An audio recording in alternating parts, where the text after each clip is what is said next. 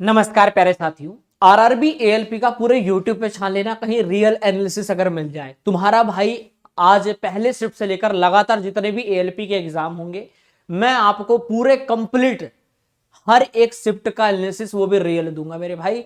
Math में कैसे question आए हैं रियल, जीएस में कैसे आए हैं, रीजनिंग में कैसे आए हैं, साइंस में कैसे आए हैं, सब कुछ आपको बताने वाला हूं। तो जो डाटा है आप लोगों के द्वारा ही मुझे भेजा जाता है और वही मैं आपको चीजें बताता हूँ। ऐसा तो नहीं कि मैं खुद बनाता हूँ इन चीजों को, आपका जो प्यार मेरे साथ जुड़ा हुआ उसी से। तो पूरे यूट्यूब पर मेरे भाई ये ऐसी कंटेंट आपको नहीं मिलेगा।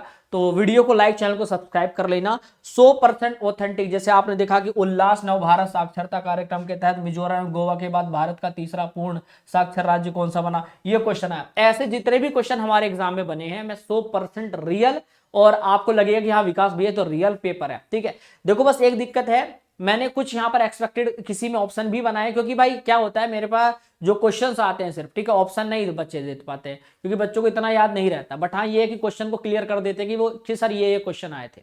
तो मैं आपको बताता हूं आज का हमारा रियल एनालिसिस, और इसकी कंप्लीट की पीडीएफ आपको टेलीग्राम के माध्यम से दूंगा, जिससे कि आप शानदार तरीके से घर बैठ के भी इसको अपना ऑब्जर्व कर सकते हो, चीजों को देख सकते हो। ठीक है, तो लाइव एग्जाम का एनालिसिस लीजिए फटाफट से। क्वेश्चन नंबर 1, 2, 3 ऐसे लगातार आपको सीक्वेंस में सारी चीजें मिलने वाली। तो तैयार है? सबसे पहली चीज, आरआरबी एलपी 2026 की जो परीक्षा अभी आपने देखी, 3 शिफ्ट। आज हम 3 फरवरी का फर्स्ट शिफ्ट की हम बात करने वाले हैं। चौंकाने वाला सच ये था कि रेलवे ने नया पैटर्न बदल दिया। क्या क्या सर पैटर्न बदला है? तो पहली चीज, पैटर्न नहीं बदला है। दूसरी चीज, क्रिटिकल शिफ्ट रही है, इस बात को हम कहेंगे। सबसे बड़ी बात, जहां पर हमारा जो टोटल मार्क्स होता है उसमें सबसे ज्यादा मैथ रीजनिंग के क्वेश्चन रख दिए, और जहां पर हमारी जीएस और सबसे इंपॉर्टेंट हमारे एग्जाम में क्या होता है, साइंस होता है, और वही सबसे कम कर दिया। तो आज का रिव्यू सभी छात्रों के ने जो दिया, और पुराने पैटर्न के भरोसे सब लोग बैठे थे, और पेपर का जो ढांचा था, स्ट्रक्चर पूरी तरीके से बदल दिया है। तो विज्ञान गायब कर दिया, गणित और रीजनिंग का बोलबाला तगड़ा था। जिन बच्चों ने रीजनिंग अच्छे से पढ़ी थी, मैथ अच्छे से पढ़ी थी, वो कह रहे सर मजा आ गया सर, है। और जहां साइंस से करंट अफेयर या करंट अफेयर साइंस का जो रोल था, वो अपने आप में क्या हो गया, एक संतुलन पेपर यानी कि बैलेंस पेपर, जिसमें साइंस और करंट अफेयर का अहम रोल होता है, उसमें वो दी ही नहीं गई। और जिसमें टोटल 75 में से लगभग जो बच्चे बता रहे हैं कि जो कुछ बच्चों ने 65 बताया, पर मुझे जहां तक पता है बहुत सारे बच्चों ने ये भी बताया कि विकास भैया कम से कम 10 से 15 क्वेश्चन हमारे जीएस के थे। मतलब जीएस जिसमें साइंस, जीएस और अपना करंट अफेयर, इससे मिलाकर साइंस करंट अफेयर से लगभग 10-15 क्वेश्चन थे। बाकी मतलब 60 क्वेश्चन पूरा रीजनिंग और मैथ से ही रिलेटेड यहाँ पूरा बनाया गया था। ठीक है, तो अब क्या है आज का रिव्यू, पूरा कंप्लीट देखते हैं। ठीक है, सबसे पहले प्रश्नों का वितरण, मैं आपको स्टेप बाय स्टेप एक क्वेश्चन बताऊंगा, टेंशन बिल्कुल नहीं लेना। 75 में से साइंस के जो क्वेश्चन थे 3 से 6 क्वेश्चन बताए गए हैं। ठीक है, कुछ बच्चों का ये कहना है कि 1 से 2 क्वेश्चन भी आए हैं। ठीक है भैया, 2 प्रकार के डाटा आए हैं। जी के करंट अफेयर में 1 से 2 क्वेश्चन, किसी बच्चे ने कहा कि सर 3 क्वेश्चन आए हैं। ठीक है, पेपर पूरा का पूरा मैथ और रीजनिंग के भरोसे हुआ है, और साइंस और करंट अफेयर के नाम पर सिर्फ 10 से 12 सवाल ही आए हुए हैं। ठीक है, तो पूरा स्कोर जिसका भी मैथ रीजनिंग अच्छा था वो अच्छा नंबर लेकर चला गया, जिसका नहीं था तो उनकी शिफ्ट बिल्कुल गंदी चली गई है। ठीक है, यानी कि उनको अगर मैं कहूं कि 50 नंबर लाना भी अपने आप में बहुत बड़ी बात होगी, चैलेंज हो गया। ठीक है, तो इसके ऊपर कुछ ना कुछ आवाज तो उठनी चाहिए, या तो वो रेलवे कहे कि भाई हमारा पैटर्न ही ऐसा रहेगा, है ना। सब क्या हुआ, हमको तो यही लग रहा है कि ये सेक्शन कंट्रोलर वाली जो आपने पोस्ट देखी थी ना अभी, तो ये क्या है, उसका डिपार्टमेंटल जो एग्जाम पैटर्न है, उसमें मैथ रीजनिंग और इंग्लिश होता है 15 नंबर का। इन्होंने क्या किया, मैथ रीजनिंग तो बिल्कुल सेम जैसा उसमें भरा होता है, इसमें मैथ रीजनिंग भर दिया, इंग्लिश की जगह जी के साइंस डाल दिए 10-12 क्वेश्चन, और पेपर बना दिया। इन्होंने यही काम किया कि सेक्शन कंट्रोल का जो डिपार्टमेंटल एग्जाम उसका पेपर होता है, बिल्कुल कॉपी पेस्ट मार दिया, इंग्लिश की जगह पर बस जी के साइंस डाल के और अपना पेपर बांध दिया, है ना। तो ये एक सबसे बड़ी गलती थी। पर मैं आपको बता देता हूँ क्या क्या चीजें हुई हैं हमारे एग्जाम में। जो मेंसुरेशन के 6 से 7 क्वेश्चन आए हैं, सरलीकरण के 3 से 4 क्वेश्चन, लाभ हानि के 3 से 4 क्वेश्चन, साधारण ब्याज के 2 प्रश्न आए हैं। इसी प्रकार गणित विश्लेषण क्या आया और क्या नहीं आया। देखिए सांख्यिकी की बात करें जिसमें बहुलक्ष्य क्वेश्चन आए हैं, इसका सवाल आया है क्लास इंटरवल वाला। ठीक है, क्लास में कराया गया था। ठीक है, और आपने देखा भी होगा। अनुपस्थिति टॉपिक जो है, मिसिंग टॉपिक, जैसे छात्रों के अनुसार टाइम, स्पीड एंड डिस्टेंस वाले हो गए। ठीक है, ट्रेन से संबंधित क्वेश्चन, ये आपके आए हुए हैं। मैं आपको रियल अभी दिखाऊंगा अभी। ठीक है, पहले मैं मोटा माटी सबको बता देता हूँ डिटेल में, फिर हम क्वेश्चन पे आएंगे। ठीक है, कैलकुलेशन सामान्य थी, बस सिलेबस के अंदर से ही प्रश्न है, यानी कि कहने का मतलब ये नहीं कि था कि कुछ आउट ऑफ सिलेबस आ गया, नहीं भाई, सिलेबस से ही सब कुछ आया है। बस क्या है कि मैथ रीजनिंग का वेटेज इन्होंने बढ़ा दिया, इतना गलत किया है बस। ठीक है, रीजनिंग में कहां से क्वेश्चन आए हैं, कोडिंग डिकोडिंग से आए हैं पूरे 10 प्रश्न। क्या बात है, चैलेंज है। आ जाओ, पजल से और सिटिंग अरेंजमेंट इन दोनों को मिलाकर 4 से 5 क्वेश्चन बने हैं। एनालॉजी से जो बने हैं वो 4 प्रश्न बने हैं। ब्लड रिलेशन, कोडिड ब्लड रिलेशन आया है 1 क्वेश्चन, यहां से सीधा सीधा बन गया। इसी प्रकार हम विज्ञान की बात करें, विज्ञान से उम्मीद है कि 25 प्रश्न आने थे, ठीक है, कम से कम 25 प्रश्न आते हैं, ठीक है, क्योंकि वेटेज बराबर होता है, पर हकीकत में 3 से 6 ही प्रश्न आए हुए हैं और करंट अफेयर के 1 से 2 ही प्रश्न आए हुए हैं। बच्चा कितनी मेहनत करके साइंस में जाता है, ठीक है, यार एएलपी साइंस मजबूत है, एएलपी की तैयारी करो, और करंट अफेयर पढ़ता है, पता चला साला बेइज्जती हो गया है तो भाई इसने तो जिंदगी बर्बाद कर, जिंदगी बर्बाद हो गई है, वही वाला काम यहाँ पर हो गया भाई साहब, ठीक है। आ जाओ, वीडियो पसंद आएगी, वीडियो को लाइक, चैनल को सब्सक्राइब कर लेना, एकदम पूरा रियल ऑथेंटिक चीजें बताऊंगा। कठिनाई स्तर क्या थी यहाँ पर, घबराना नहीं है। पहला पेपर जो मिक्स पैटर्न में था, पहली बात सेक्शनल नहीं था, ठीक है, सिलेबस से बाहर यानी आउट ऑफ सिलेबस कुछ भी नहीं था, तो ये पहला पॉइंट है। जिनकी मैथ रीजनिंग अच्छी थी उन्होंने पेपर को फोड़ दिया है, ठीक है, और बहुत अच्छा उन्होंने कहा कि सर हमारा तो इजी टू मॉडरेट आ रहा है, जिनका मैथ और रीजनिंग अच्छा था, बाकी के लिए तो हार्ड हो गया। आगे की रणनीति भी हम बात करेंगे कि आगे वाले बच्चे क्या करेंगे। सबसे पहले हम लोग सीधा क्वेश्चंस पर आते हैं, ठीक है। तो हमारे एग्जाम में सबसे पहला क्वेश्चन जो आया था वो ये रहा। आइए एक एक चीजें बात करेंगे। तो जो हमारा जो क्वेश्चन है, जो मेरे पास क्वेश्चन आए हैं, पहला है इंडियन लिटरेसी पर उल्लास नव भारत साक्षरता कार्यक्रम के तहत मिजोरम और गोवा के बाद भारत तीसरा पूर्ण साक्षर राज्य कौन सा बना। तो इसका राइट आंसर था त्रिपुरा, ठीक है, जून 2025 में हुआ था, ठीक है। और इसमें यहाँ पर जो पूर्ण साक्षर जो जून में हुआ त्रिपुरा हुआ, तो इसके बारे में मैंने आपको समझाया भी था, ठीक है। बाकी ठीक है, अब बहुत सारे बच्चे कह रहे सर इसके ऊपर और भी प्रश्न बन सकते हैं, बिल्कुल बन सकते हैं, आप इसको मैं समझा भी देता हूं एक रोड मैप के द्वारा। देखिए त्रिपुरा की पूर्ण साक्षरता जो है तक की जो यात्रा है, एक विस्तृत एक नजर डाल लीजिएगा, ठीक। 2025 में जून में 95.6% जो डिक्लेयर हो चुकी थी फुल्ली लिटरेसी, ठीक है। अब सर ये क्या होता है, ठीक है, पहले क्या था 20%, 20.24 जो आपका क्या था इंटेल लिटरेचरी रेट जो था, प्रारंभिक साक्षरता दर जिसको बोलते हैं। अब मैं इसको मैंने कुछ स्ट्रक्चर बनाया उसके हिसाब से समझाता हूं, फिर आप यहां पर आइए। पहली चीज समझिए, उपलब्धि हम यहां पर बात करेंगे कि जून 2025 में त्रिपुरा और आधिकारिक तौर पर भारत का जो तीसरा पूर्ण साक्षरी राज्य घोषित कर दिया गया था। इसमें पहले पर था मिजोरम और गोवा, यह दर्जा प्राप्त कर चुके थे। पहले इसमें कौन कौन कर चुके थे, मिजोरम और आपका गोवा, ठीक है, गोवा और मिजोरम ये कब पहले ही इसका दर्जा प्राप्त कर चुके थे, ठीक है। साक्षरता दर यानी कि लिटरेसी रेट होता है, त्रिपुरा ने 15 वर्ष से और उससे भी अधिक आयु के जो व्यक्ति हैं उनके बीच 95.6% की साक्षरता दर हासिल कर ली थी। और मानक यानी स्टैंडर्ड की अगर मैं बात कर लेता हूं यहां पर, अगर मैं इनके स्टैंडर्ड की बात कर लूं यहां पर, तो राष्ट्रीय मानकों के अनुसार जब किसी राज्य की साक्षरता दर जो होती है 95% को अगर पार कर जाती है, किसी भी राज्य की जो साक्षरता दर होती है 95% को अगर पार कर जाती है, तो उसे पूर्ण साक्षर यानी कि फुल्ली लिटरेट माना जाता है।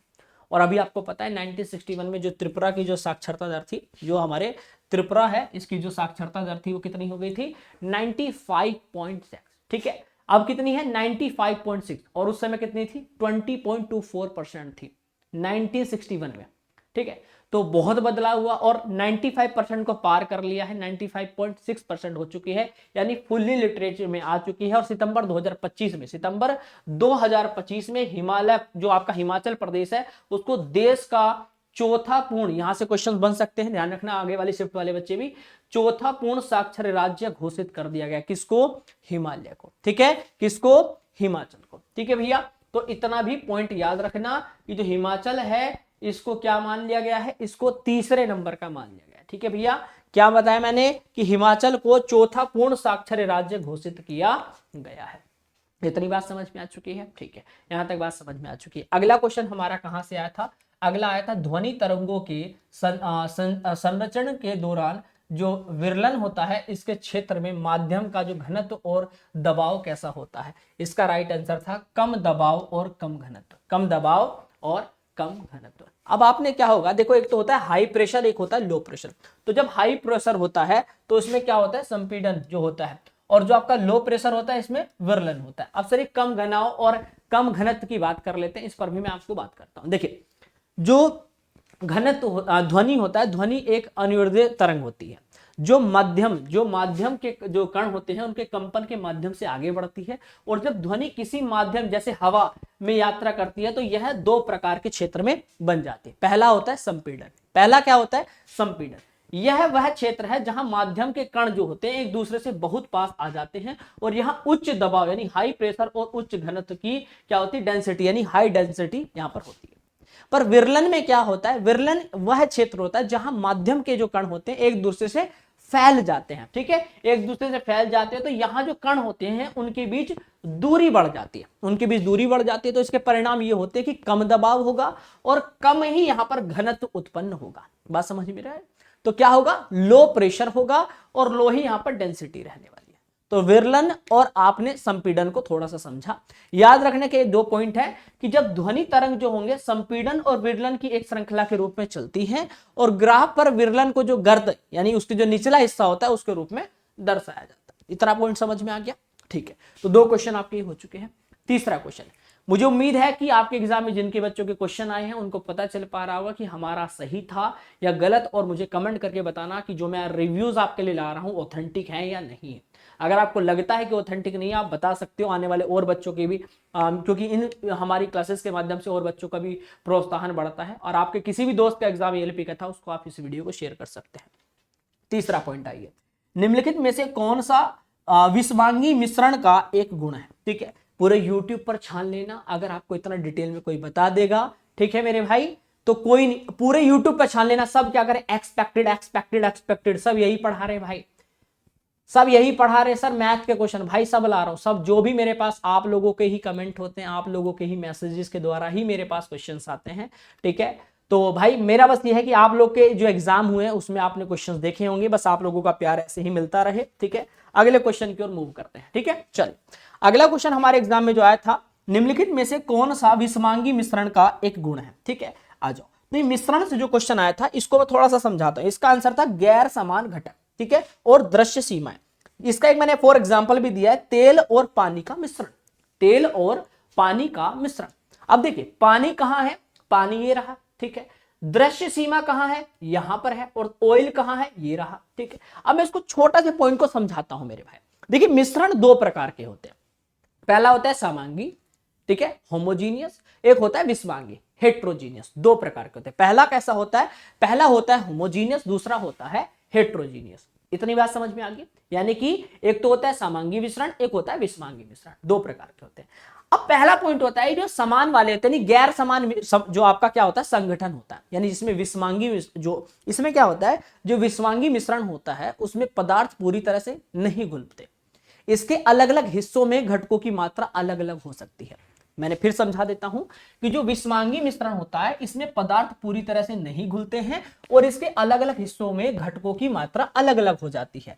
और दृश्य सीमाएं जो होती हैं यानी विजिबल जो होते हैं बाउंड्रीज, इसमें आप अलग अलग पदार्थों को अपनी आंखों या सूक्ष्मदर्शी की सहायता से देख सकते हो। जैसे पानी में बालू, आपने पानी में बालू देखा होगा, दिखता है ना, दिखता है ना, बिल्कुल सर। तो क्या होता है? दृश्य सीमा। ऐसी भौतिक जो पृथक्करण होता है, इनके घटकों को साधारण भौतिक जो विधियां होती हैं जैसे छानना यानी फिल्ट्रेशन हो गया, हाथ से चुनना, निथारना, इनके द्वारा आसानी से अलग अलग किया जा सकता है, ठीक है। उदाहरण के तौर पर मैंने एक एग्जांपल दिया, तेल पानी का मिश्रण, हवा में धूल के कण। आपने हवा में देखे ना यार धूल उड़ रही है, देख कितनी दिखती है ना। पानी में जब तुमने रेत देखा तुमको दिखता है ना, लोहे का बरूदा दिखता है ना, सल्फर का मिश्रण।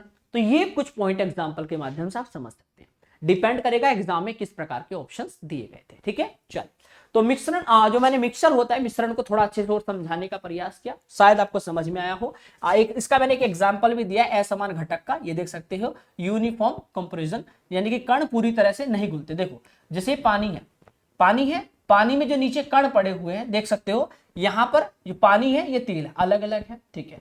पर यहां पर मैंने एक दृश्य बनाया कि ये पानी है और नीचे देखो रेत भरा हुआ है, ठीक है। तो जो नीचे पड़ा पदार्थ है वो आपको दिखाई दे रहा है, आंखों से आप देख सकते हो ना, बिल्कुल। तो इसी को कहते हैं विजिबल बाउंड्रीज, यानी दृश्य जो आपको दृश्य जो दिखता है और सीमा की। यहाँ पर देखो बाउंड्री दिख रही है पानी की, और यहाँ पर दृश्य भी दिख रहा है कि आपका यहाँ पर क्या है, रेत और पानी को आप देख सकते हो, तेल और पानी को आप देख पा रहे हो, ठीक है। उदाहरण के तौर पर इसको देखो, तेल और पानी, तेल कहां है? ये रहा, और पानी के कण जो पूरी तरह से कहीं नहीं घुले, वो भी आपको यहां पर देख पा रहे हैं। ठीक है, तो आप इस बात को समझेंगे तो और अच्छा रहेगा। आगे और पॉइंट को समझते हैं। तो अभी तक हमने 3 पॉइंट पढ़े। पहला हिमाचल प्रदेश के बारे में हमने जाना, उल्लास योजना के बारे में जो 100% साक्षर, और यहां तक कि सितंबर 2025 में भारत का चौथा यानी 4th नंबर में पूर्ण साक्षर राज्य बन चुका है हमारा हिमाचल प्रदेश। और उल्लास जो है, उल्लास का फुल फॉर्म भी पूछा जा सकता है, तो याद रख लीजिएगा, इसका फुल फॉर्म होता है understanding life long learning of all in आपका सोसाइटी। इस बात का ध्यान रखिएगा। ठीक है, ध्वनि की बात करें तो यहां पर जो आपका सॉलिड यानी सबसे तेज गति और निर्वात यानी यात्रा नहीं कर सकती है। तो 2 संपीड़न होते हैं, 2 संपीड़न के बीच की दूरी जो होती है वो तरंग दैर्घ्य होती है। ठीक है भैया, और इसी प्रकार हमने मिश्रण को जाना कि टिंडल प्रभाव जो होता है विस्मांगी मिश्रण जैसे कोलाइट में देखा जा सकता है। उदाहरण के तौर पे दूध, कोहरा, धुआं, ये सब विस्मांगी के मिश्रण आपके होते हैं। यहां तक समझ में आ चुका है। तो ये पॉइंट हमने क्लियर हो चुके हैं। अब हमारा अगला पॉइंट आता है मिश्रण के बाद ये वाला क्वेश्चन। आगे बढ़ा जाए, एक बार जल्दी से कमेंट करके बताएं यहां तक मेरे भाई एक एक चीज समझ में आ चुकी है। बिल्कुल, चले, राधे राधे भैया, राधे राधे, नमस्ते, राम राम सभी को चाहिए आ जाएगा। अब यहां पर निम्नलिखित में से कौन सी एक विस्थापन अभिक्रियाएं नहीं है। अगला क्वेश्चन हमारा ये आया है, इसका राइट आंसर था मैग्नीशियम का ऑक्सीजन के साथ जलना, जिसका जैसे 2Mg + O2 और इसका संबंध है 2GGO के साथ। ठीक है, तो यह एक क्या है, संयोजन अभिक्रिया है।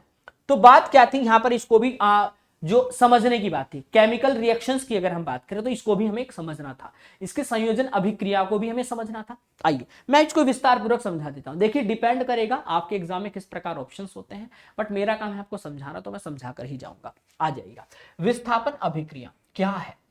यह एक अभिक्रिया है जिसमें एक अधिक अभिक्रियाएं तत्व यानी किसी कम अभिक्रिया तत्व को उसके यौगिक से अलग कर देता है।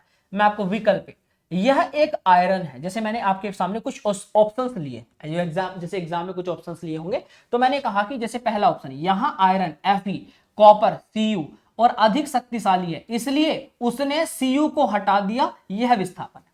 फिर से समझिए, यहां आयरन और कॉपर से अधिक शक्तिशाली क्या है, क्या है भाई, Cu, इसलिए उसने Cu को हटा दिया। बात समझ में आ रही है। ऑप्शन नंबर बी, यहां जिंक Zn हाइड्रोजन H को विस्थापन कर रहा है। ठीक है, जो जिंक है हाइड्रोजन को विस्थापित कर रहा है, तो यह भी विस्थापन है।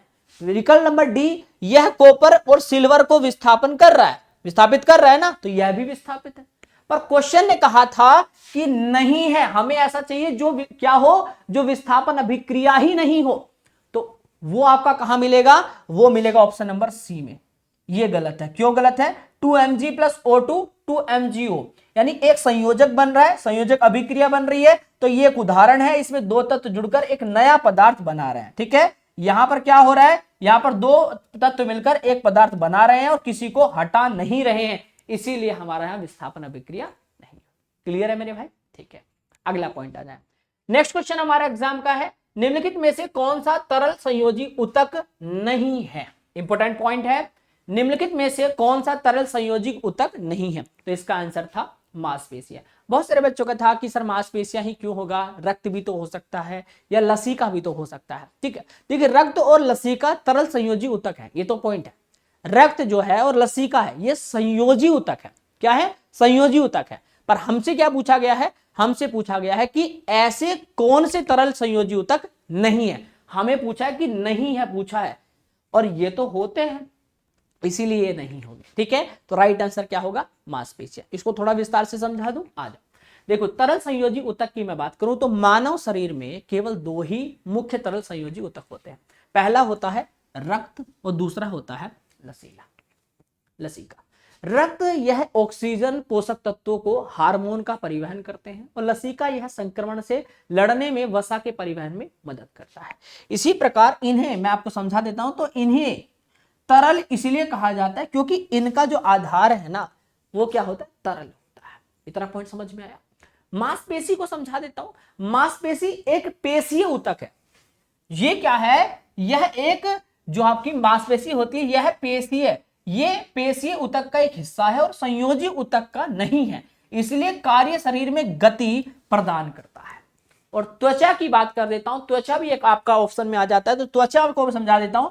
यह उपकरण जो ऊतक का उदाहरण है जो शरीर के लिए एक सुरक्षात्मक आवरण बनाती है। तो देखो भाई क्वेश्चन का जो आंसर डिपेंड करेगा वो ऑप्शन पे करेगा, ध्यान रखिएगा।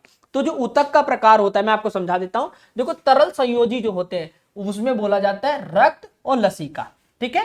कंकाल संयोजी में आता है अस्थि और आपका उपास्थि।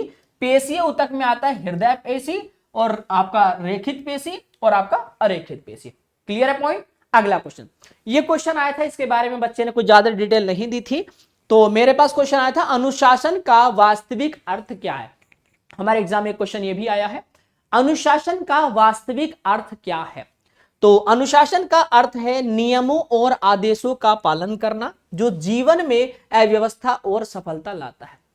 तो मेरे भाई इसका आंसर क्या हुआ ये मैंने आपको समझा दिया। जो आपसे क्या पूछा था कि अनुशासन का वास्तविक अर्थ क्या है, तो इसका अर्थ क्या था, अनुशासन का अर्थ नियमों और आदेशों का पालन करना जो कि जीवन में व्यवस्था और सफलता को लाता है। अगला पॉइंट आइए, नंबर नेक्स्ट क्वेश्चन आइएगा। और भाई ये आने वाले जो नेक्स्ट शिफ्ट वाले जो बच्चे हैं उनके काम आएंगे चीजें, तो भाई थोड़ा सा ध्यान देना क्योंकि चीजें आप लोगों के लिए बना रहा हूं और आपको पता है कि ये रियल डाटा है और मैं आपको कितनी मेहनत से लाया होगा। तो प्लीज रिक्वेस्ट है, मैं लास्ट में एक नंबर दूंगा, जो आने वाले शिफ्ट वाले बच्चे हैं मुझे एक रियल डाटा जरूर दीजिएगा कि सर मेरे एग्जाम में ये क्वेश्चन आए थे। आप मुझे बस फोटो आप लिख के कॉपी में फोटो भेजते रहेंगे तो मैं अपना एक रियल डाटा बना दूंगा, ठीक है भाई। ओके चलिए अगला क्वेश्चन, हमने ये वाला डिस्कस कर चुके हैं, तो इसका आंसर क्या आया था, मांसपेशी। अगला, यदि किसी वस्तु को अवतल दर्पण वक्रता केंद्र से पीछे रखा जाता है तो बनने वाले प्रतिबिंब की प्रकृति कैसी होती है।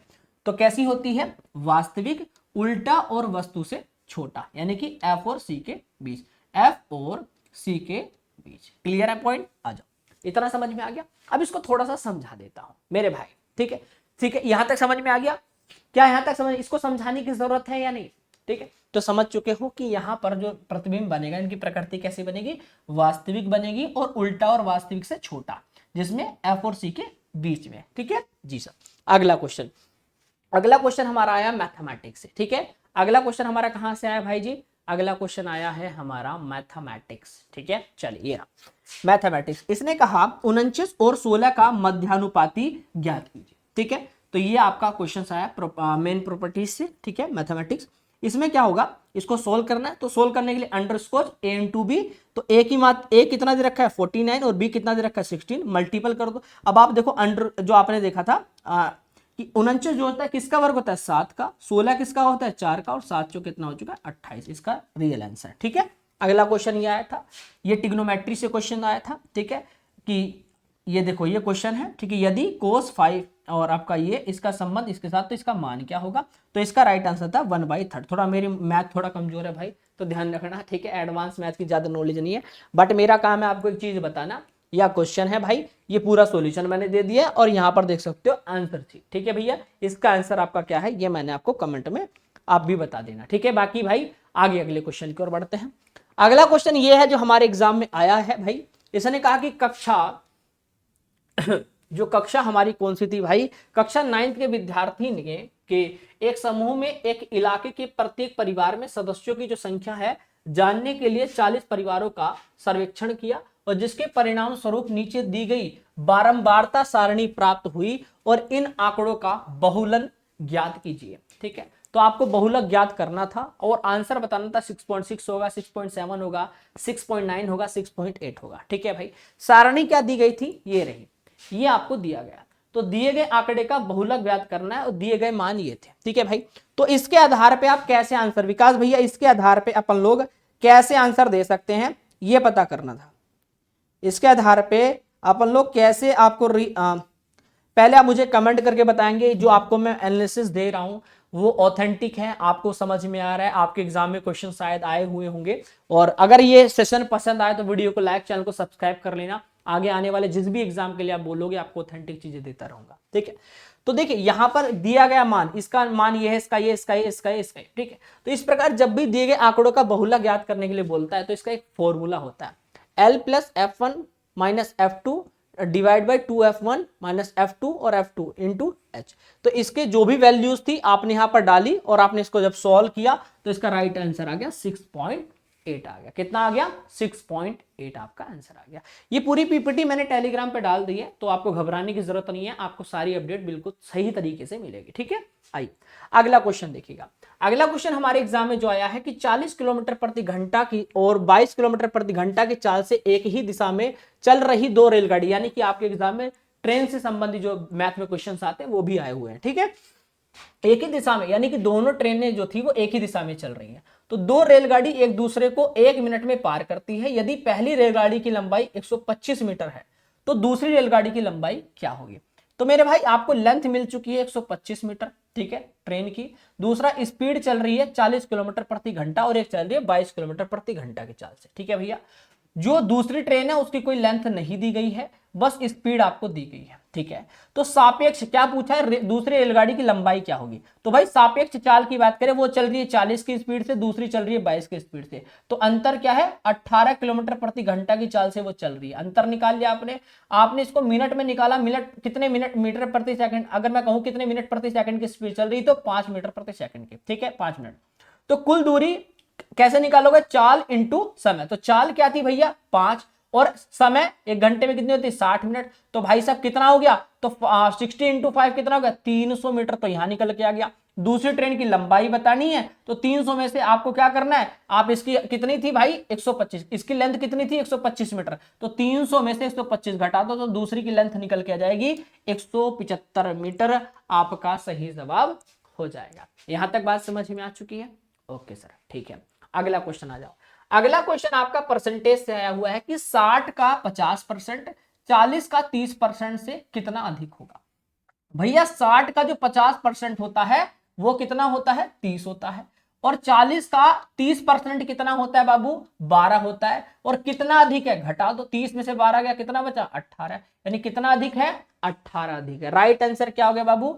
18 हो चुका है। ठीक है, अगला क्वेश्चन। अगला क्वेश्चन है टाइम एंड वर्क से, यानी समय और कार्य से। ठीक है भैया, आओ इसको कर लेते हैं। इसने कहा कि ए और बी मिलकर किसी काम को 2 दिन में करते हैं। आ जाओ ध्यान से देख लो भैया, क्या बोला? क्वेश्चन ध्यान से देखेंगे। ए और बी मिलकर किसी काम को 2 दिन में पूरा करते हैं। यदि ए अकेले इसे 38 दिन में पूरा करता है तो बी अकेले इसी काम को 9 गुना कितने दिन में पूरा करेगा?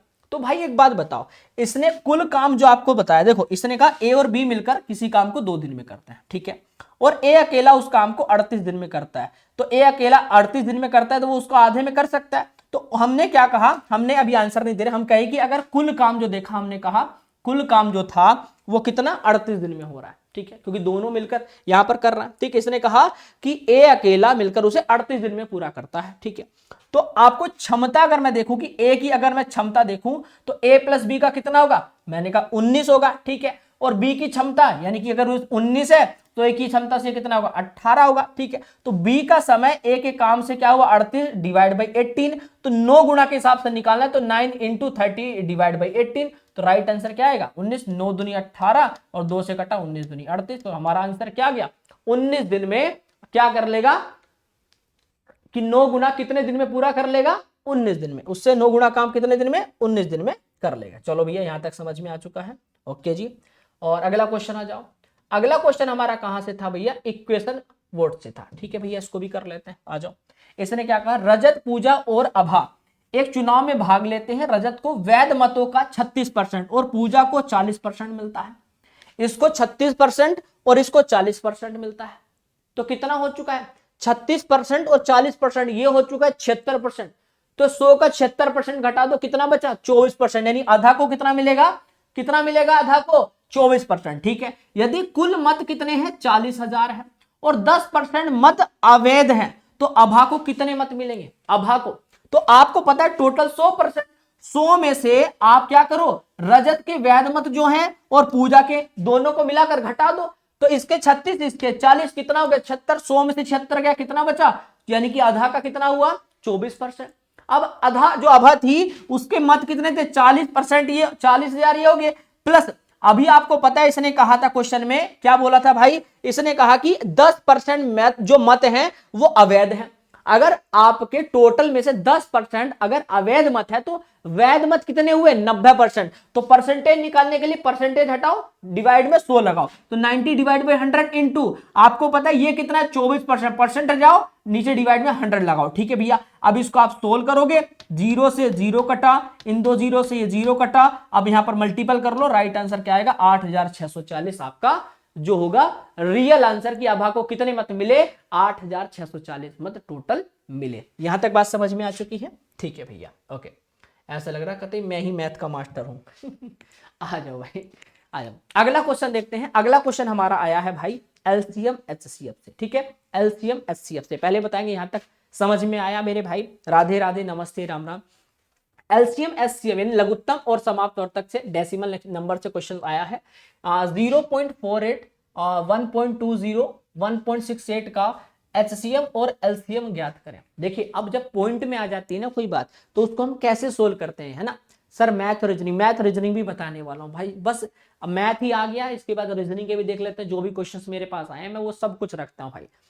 जितने क्वेश्चन है रियल बताऊंगा, फेक मैं नहीं बताता। देखो भाई एक बात बोलता हूँ, आप लोग सोचते हो कि एक्सपेक्टेड पढ़ लो, जितना तुम टीचरों के लेक्चर एक्सपेक्टेड पढ़ रहे हो इतना तो किसी किताब में अगर ढंग से मोक लगा लो ना रियल वाले, इससे बढ़िया प्रीवियस पेपर लगा लो। सोचो एग्जाम एनालिसिस के नाम पर भी लोग एक्सपेक्टेड पढ़ा दे रहे हैं। मैं मेरी यूट्यूब पर वीडियो अगर मिलेगी तो एनालिसिस के नाम पे मिलेगी, एक्सपेक्टेड नहीं लेता भाई साहब। सोचो एग्जाम चल रहे तुम्हारे पास, अगर तुम टीचर हो तो तुम्हारे पास डाटा होना चाहिए ना। बड़े बड़े टीचर हैं आप देख सकते हो यूट्यूब पे, पर किसी के पास रियल डाटा नहीं है, किसी को नहीं पता है भाई, सच्चाई बोल रहा हूं। पूरे यूट्यूब पर छान लेना, तुम्हारा भाई तुमको डाटा देता है। ठीक है, पूरा जीडी का पेपर करवाया था, अभी ग्रुप डी का पूरा करवाया है, पीछे एमटीएस करवाया था, और अब तुम्हारा ये करवा रहा हूं। ठीक है भाई, तो तुम्हारा भाई तुम्हारे लिए मेहनत कर रहा है। और अब एएलपी के सारे होंगे, एनटीपीसी की एग्जाम डेट आज आ ही चुकी है, तो वो भी अब देखो तुमको मिल जाएगा। ठीक है, चलो आ जाओ। अब देखो जब भी एलसीएम एसएम निकालने के लिए इस प्रकार बोले तो पहले आपको दशमलव को हटाना पड़ेगा। दशमलव कैसे हटेगी? सभी संख्याओं को 100 से गुणा कर दो। तो जैसे 0.48 था, यानी कि 100 से गुणा का मतलब क्या हुआ कि यहां पर भाई आपको पता है पॉइंट के पीछे 2 0 थी तो पॉइंट हट जाएगा, 48 हुआ, ये पॉइंट हट गया, 120 हो गया, ये पॉइंट हट गया, कितना बचा 168, वैल्यू आ गई। आपने इसका एससीएम निकाला तो 48, 120 और 168 का एससीएम क्या होता है? इसका एससीएफ होता है 24। अब इसमें एक दशमलव लगा दो तो आपका वैल्यू कितनी आ चुकी है 0.24 आ गया। एलसीएम आपने एससीएफ निकाल दिया। ठीक है, अब आपसे एससीएफ पूछा था निकाल दिया, अब एलसीएम भी निकालने को बोल रहा है, तो एलसीएम कैसे निकालोगे? 48, 120, 168 का निकाल दो। एलसीएम निकाला कितना है 1680, पॉइंट 100 से डिवाइड कर दोगे तो आपका वैल्यू आ जाएगी, यानी कि पॉइंट लग गया 16.80 आपका एससीएफ होगा। दोनों वैल्यू आपने निकाल दी, एलसीएम भी और एससीएफ भी। क्लियर है भाई? ओके, अगला क्वेश्चन। अगला क्वेश्चन जो हमारा आया था वो आपका कहां से आया भाई जी? ये पीछे वाला क्वेश्चन, हाँ ये पीछे वाला क्वेश्चन है। ये पीछे वाला पता है कौन सा क्वेश्चन है? मैं दिखा देता हूं, ये वाला क्वेश्चन कि यदि किसी वस्तु को अवतल दर्पण के वक्रता केंद्र से पीछे रखा जाता है तो बनने वाले प्रतिबिंब की प्रकृति कैसी होगी? कैसी होगी? तो उसकी प्रकृति कैसी होगी? इस प्रकार होगी। तो ये क्वेश्चन आया था, है ना, कि यदि किसी वस्तु को अवतल दर्पण के वक्रता केंद्र से पीछे रखा जाए तो प्रतिबिंब कैसा बनेगा? हाँ ये रहा, वही तो क्वेश्चन है। ठीक है, तो कैसी बनेगी विकर्ण? तो इसमें आपका सॉल्यूशन क्या आया? स्थिति, पहला होता है पोजीशन, कि फोकस और वक्रता केंद्र के बीच प्रकृति वास्तविक, अगर प्रकृति देखो स्थिति में फोकस और वक्रता, प्रकृति अगर नेचुरल की बात करें तो वास्तविक और उल्टा, और आकार की बात करेगा तो वस्तु से छोटा, डिपेंड करेगा ऑप्शन पर। ट्रिक क्या रिमेंबर, यानी कि याद रखने का तरीका यह है कि जैसे जैसे वस्तु दर्पण के पास जाती है प्रतिबिंब दूर और बड़ा हो जाता है। क्या मैंने समझाया? जैसे जैसे वस्तु जो है दर्पण के पास जाती है प्रतिबिंब जो होता है वो दूर और बड़ा होता जाता है, और यह यहां वस्तु दूर है तो प्रतिबिंब पास और छोटा। क्लियर है पॉइंट? चलिए इसका एक छोटा सा एग्जांपल मैंने आपके सामने ये दिया है। प्रतिबिंब फोकस, प्रतिबिंब जो है फोकस एफ पर बनेगा तो बहुत छोटा होगा। ठीक है, प्रतिबिंब सी पर ही बनेगा तो आपका समान बराबर होगा। ठीक है भाई, यहां पर एफ पर फोकस हो रहा है, यहां पर क्या हो रहा है? एफ पे फोकस हो रहा है। ध्यान रखिए, ये प्रतिबिंब पड़ा, इधर प्रतिबिंब है, सारा फोकस क्या एफ पर बन रहा है, तो क्या बनेगा? प्रतिबिंब पर छोटा दिखाई देगा। ठीक है, अब यहां पर प्रतिबिंब सी पर ही बनेगा, अगर सी पर ही बनेगा तो भाई आपको क्या लगेगा? समान लगेगा, इक्वलिटी लगेगी। परंतु अगर प्रतिबिंब अनंत पर बनाना हो अगर अनंत पर बनाना हो तो इस प्रकार, समझ गए ना, ठीक, यानी कि F पर बनाना पड़ेगा। क्लियर है मेरे भाई? ठीक है सर, बहुत अच्छे। अगला क्वेश्चन हमारे एग्जाम में आया था, निम्नलिखित में से कौन सी विस्थापन अभिक्रिया नहीं है? क्या बोला? विस्थापन अभिक्रिया नहीं है। तो भाई दो चीज होती है, संयोजन अभिक्रिया और विस्थापन, है ना। तो संयोजन अभिक्रिया में आप देख सकते हैं जैसे 2Mg + O2 और 2MgO, ये वाला क्वेश्चन शायद मैंने पीछे दिखा दिया होगा। मैक्स इसका क्या आंसर था? मैग्नीशियम का जलवा, ठीक है, क्योंकि दो तत्व मिलकर एक नया यौगिक बना रहे हैं, यह विस्थापन अभिक्रिया नहीं है, ठीक है। और Fe + CuSO2 और FeSO4 + Cu, एक तत्व दूसरे को हटा देता है, जैसे लोहा तांबे का विस्थापित करता है, ठीक है भैया, क्लियर है? ओके सर, अगला क्वेश्चन। तो यहां पर आपने समझ गए थे, ठीक है भैया, ये शायद मैंने पीछे क्वेश्चन करा दिया है, उसी का एक एग्जांपल था, ठीक है। अगला क्वेश्चन है, ये रहा, ये भी मुझे लग रहा है क्या है, केमिस्ट्री से है, रिएक्शन से विस्थापन, हाँ अच्छा वही क्वेश्चन है, ठीक है भैया। एग्जाम्पल इसके मैंने कुछ यहाँ पर भी दे रखे हैं। और अब हमारा आज का लास्ट पॉइंट, तो भाई माय लॉर्ड, मेरे दोस्त, मेरे बंधु, मेरे सखा, तो पहले मुझे कमेंट करके बताएं वीडियो कैसी लगी। और आज की वीडियो के माध्यम से मैंने आपको पूरा डिटेल में सारा एनालिसिस दिया और शानदार तरीके से आपको पूरा पेपर कराया, ठीक है। तो मेरी लास्ट में आपसे यही गुजारिश रहेगी कि मैंने अपनी तरीके से पूरा प्रयास किया आपको समझाने का, एकदम ऑथेंटिक चीज़ें देने का। अगली आने वाले शिफ्ट में आपका कैसा रिव्यू रहता है आप कमेंट करके ज़रूर बताना। अगले शिफ्ट में साइंस वापस आ सकती है या नहीं भी आ सकती है, तो क्या रहेगा अगले शिफ्ट में, तो वो तो हम तो नेक्स्ट शिफ्ट में ही बात करेंगे। बाकी आप लोगों का बहुत प्यार मिला, थैंक यू सो मच। और देखो जितने, मैं ऐसा नहीं कि मैं पूरा पेपर तो नहीं करा पाया, ठीक है, उसके लिए मैं माफ़ी भी चाहूँगा, क्योंकि मैं कभी देखो फेक बातें नहीं करता हूँ। मेरे चैनल पे आओगे तो ऑथेंटिक चीज़ें मिलेंगी।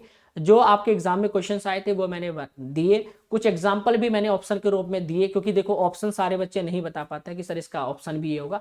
क्वेश्चंस बता देते हैं, इतना ही मेरे लिए बहुत होता है। आप लोगों की जो आने वाले शिफ्ट वाले बच्चे हैं उनकी मैं हेल्प कर देता हूँ, तो मेरा अपनी तरफ से एक छोटा सा प्रयास है। और आने वाले जो शिफ्ट वाले बच्चे जो मेरी वीडियो को देख रहे हैं, तो मैं आपको एक व्हाट्सअप नंबर दे रहा हूँ, ठीक है। तो जिनको भी, अगर आपको आपका जैसे जैसे एग्जाम होता रहेगा, आप मुझे एक बार कमेंट करके बताते रहेंगे कि सर मेरे शिफ्ट में ऐसे ऐसे क्वेश्चंस आए थे, ठीक है, मेरे शिफ्ट में कैसे क्वेश्चंस आए थे, ये मुझे एक बार अपनी कॉपी में लिख के आप फोटो भेज देना, ठीक है, कॉपी में लिखना और मुझे एक बार फोटो भेज देना, ठीक है भैया, व्हाट्सएप पे। तो मैं अपना व्हाट्सएप नंबर आप लोगों को भेज दे रहा हूँ, एक मिनट रुकेंगे, ये रहा, मैं आपको नंबर दे रहा हूँ, नंबर आप नोट कर लेंगे कॉपी पे। नंबर है मेरे भाई 929236786448, ठीक है भाई, लीजिए, ओके। तो ये मैंने आपको जो नंबर दिया है, इस पर आप लोग अपने मैसेज भेज दीजिएगा, जो भी आपके आने वाले शिफ्ट वाले बच्चे हैं। बाकी अपना एक प्यारा सा रिव्यू देना भाई, अपनी तरफ से आप लोगों की मदद की। ऑल द बेस्ट आने वाले शिफ्ट वाले बच्चों को, और थैंक यू सो मच। आप लोगों ने देखा होगा कि आपका जो एग्जाम था कैसा गया। और बाकी अगर मुझे और भी क्वेश्चंस मिलते हैं तो मैं आपको एक नई वीडियो और लेकर आऊंगा। और अभी हम अगले शिफ्ट पर काम करेंगे, फिर अगले शिफ्ट पर, फिर अगले शिफ्ट पर। धन्यवाद दोस्तों।